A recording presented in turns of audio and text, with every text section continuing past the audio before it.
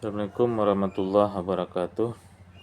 Alhamdulillahillazi arsala rasulahu bil huda wa dinil haq liyuzhirahu ala dini kulli wa kafa billahi syahida. Asyhadu an la ilaha illallah, asyhadu anna Muhammadan abduhu wa rasuluh sallallahu alaihi wasallam la nabiyya ba'da. Puji syukur marilah sama-sama kita aturkan kepada Allah Subhanahu wa taala, selawat kepada Nabi besar Muhammad sallallahu alaihi wasallam. Allahumma shalli ala sayyidina Muhammad wa ala ali Muhammad. An Abi Abdillahi Nu'man bin Bashir radhiyallahu anhu qala sami'tu Rasulullah sallallahu alaihi wasallam yaqul ala wa inna fil jasad mudghah iza saluhat salahal jasad kulluh wa iza fasadat fasadal jasad kulluh ala wa hiya qalbu. Hadis riwayat Bukhari dan Muslim. Sidang pendengar yang berbahagia, hadis yang saya bacakan di atas bunyinya cukup panjang ya, tapi saya potong saja karena kita mengambil satu tema pada kali ini, yaitu tentang puasa adalah bulan latihan untuk mengendalikan hawa nafsu. Saya bacakan terjemahannya dari Abu Abdillah Nu'man bin Bashir radhiyallahu anhu. Aku mendengar Rasulullah sallallahu alaihi wasallam bersabda, ketahuilah di dalam tubuh manusia terdapat segumpal daging.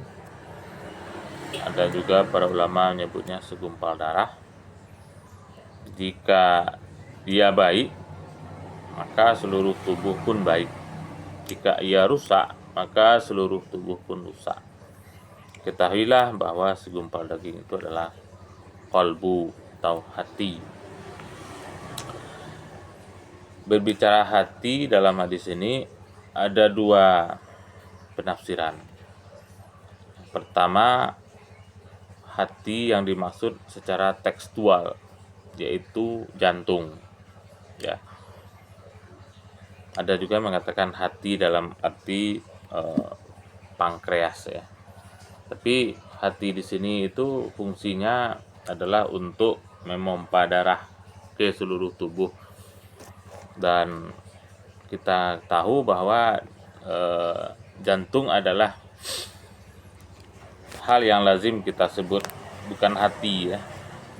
Walaupun segala sesuatunya kita menisbatkan kepada hati ya. Seperti sakit hati, iri hati, senang hati ya. Nah, yang kedua adalah makna secara maknawi ya, tafsiran secara maknawi. Yang dimaksud dengan hati di sini atau kalbu di sini adalah jiwa ya.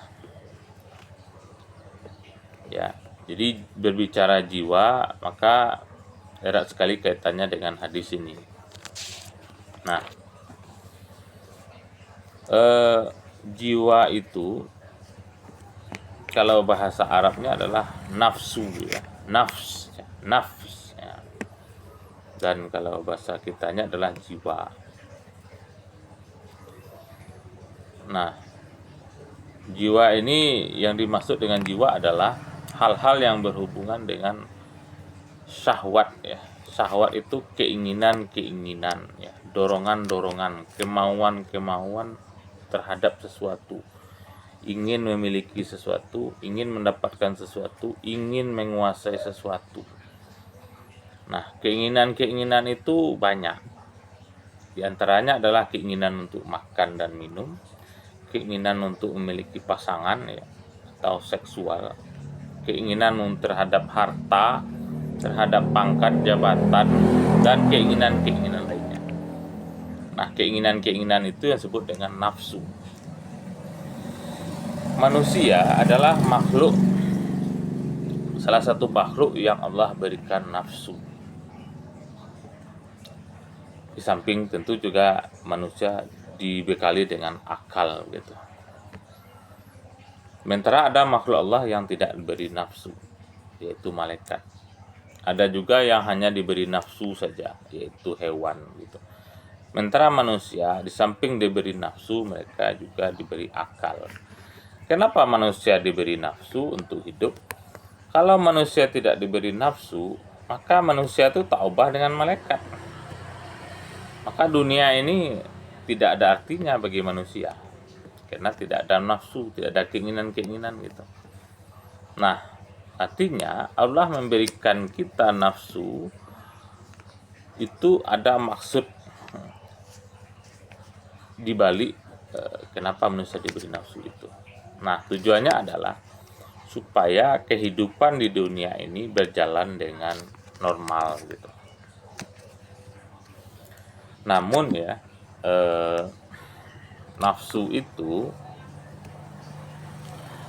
ada yang bisa dikendalikan oleh manusia, tapi ada juga dan tidak sedikit manusia yang dikendalikan oleh nafsu atau keinginan-keinginan tadi gitu.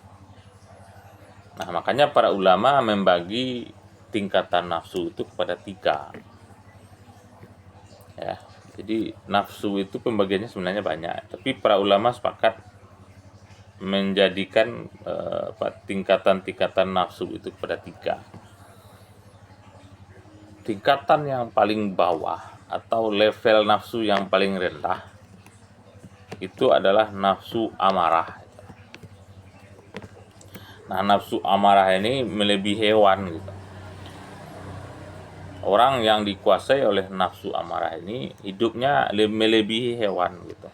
Kenapa saya bilang demikian? Allah yang menyatakan dalam surat Al-A'raf ayat 179, Allah katakan, Bismillahirrahmanirrahim, laqad zara'na li jahannama katsiran minal jins lahum qulu minal jinni wal ins lahum qulubul la yafqahuna biha walahum a'yunul la yubsiruna biha walahum azanul la yasma'una biha ulaika kal an'am balhum adall ulaika humul ghafilun.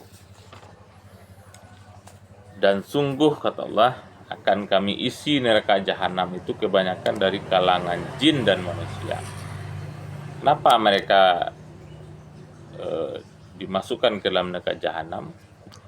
Karena pertama mereka memiliki hati ya, qulub, tapi tidak digunakan untuk menghayati ayat Allah. Jadi diberi hati tapi tidak digunakan untuk menghayati ayat-ayat Allah, mentadabburi ayat-ayat Allah. Mereka juga diberi mata tapi tidak gunakan untuk melihat tanda-tanda kebesaran Allah. Mereka diberi, kemudian mereka diberi telinga, memiliki telinga tapi tidak gunakan untuk mendengar ayat-ayat Allah. Mereka seperti hewan ternak, bahkan lebih sesat lagi gitu. Mereka itulah orang-orang yang lengah.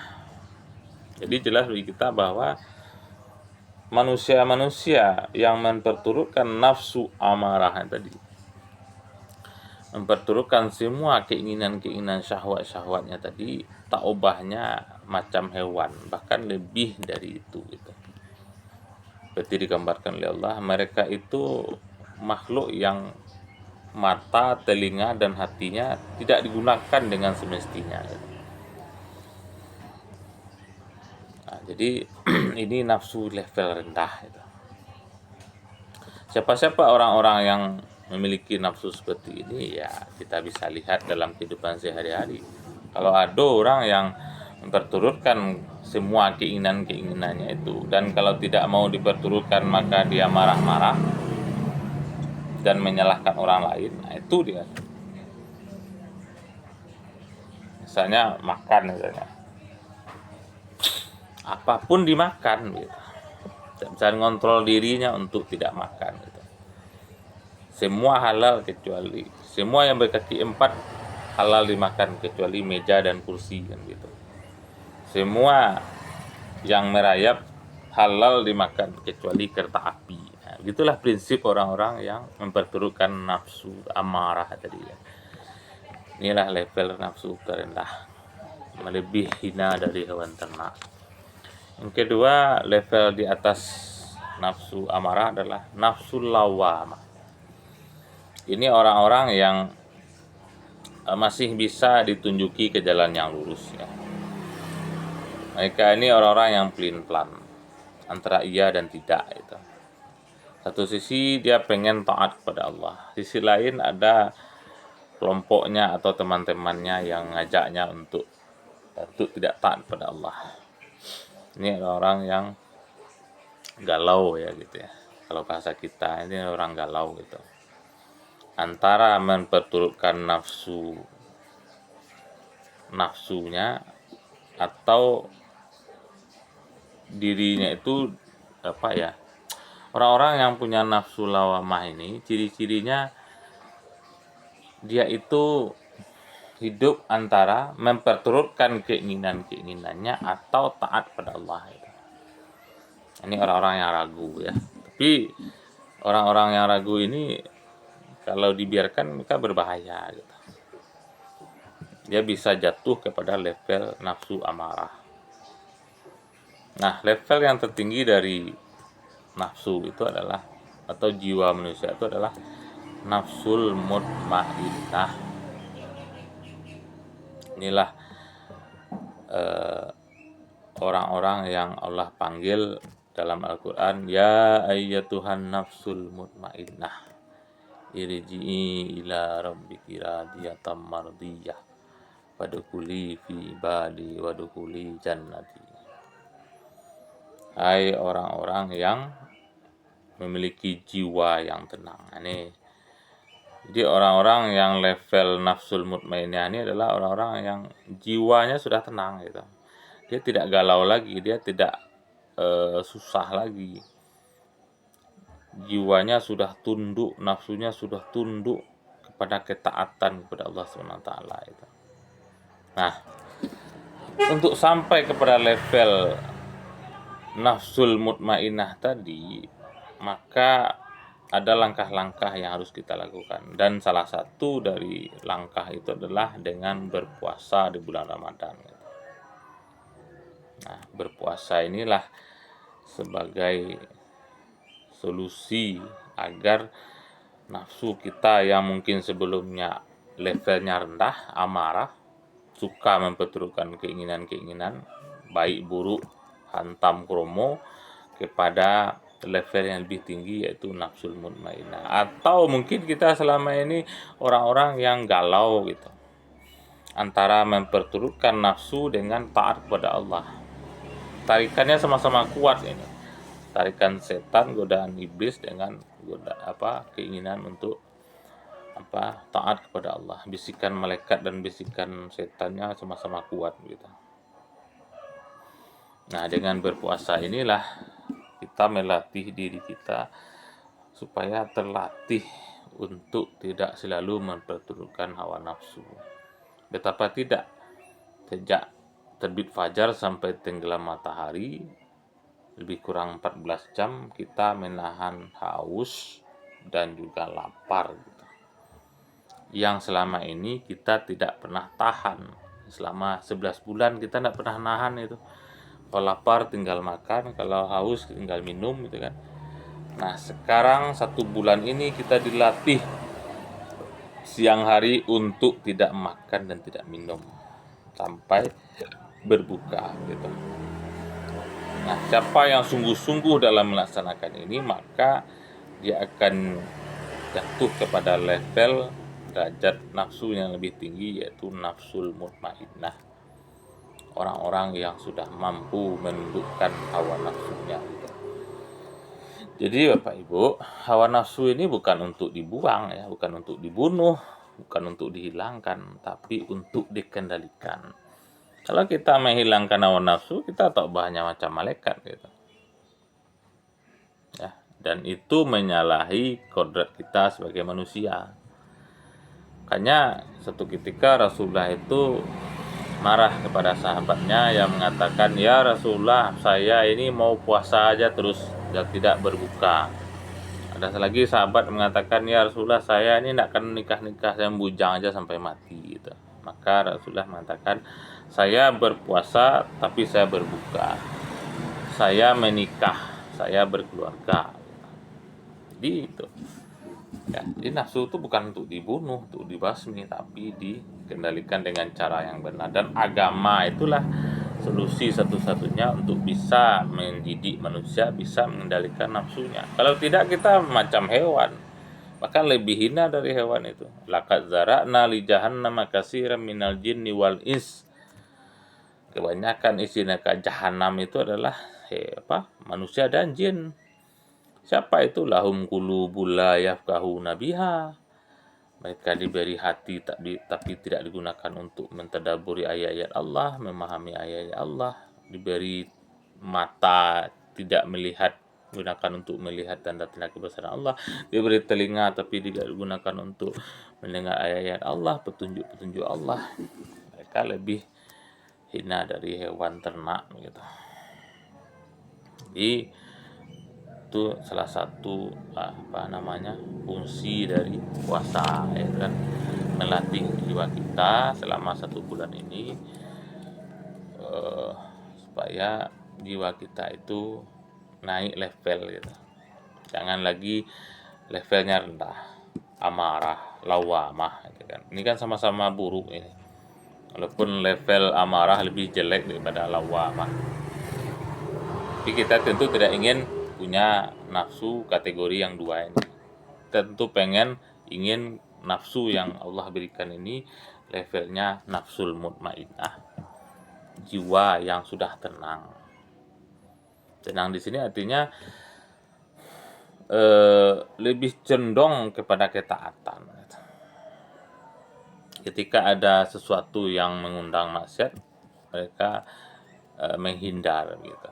Ketika ada teman yang ngajak bermaksiat, mereka tidak mau dan mereka menolak dengan tegas gitu. Jadi prinsipnya udah jelas ini. Orang-orang yang punya nafsul mutmainnah ini terlihat dari kehidupan sehari, dia punya prinsip. Prinsipnya ada tegas itu. Dia tidak akan melakukan maksiat, ya, memperturutkan hawa nafsu gitu. Ya. Baik, demikian saja mungkin ceramah pendek kita pada hari ini. Assalamualaikum warahmatullahi wabarakatuh.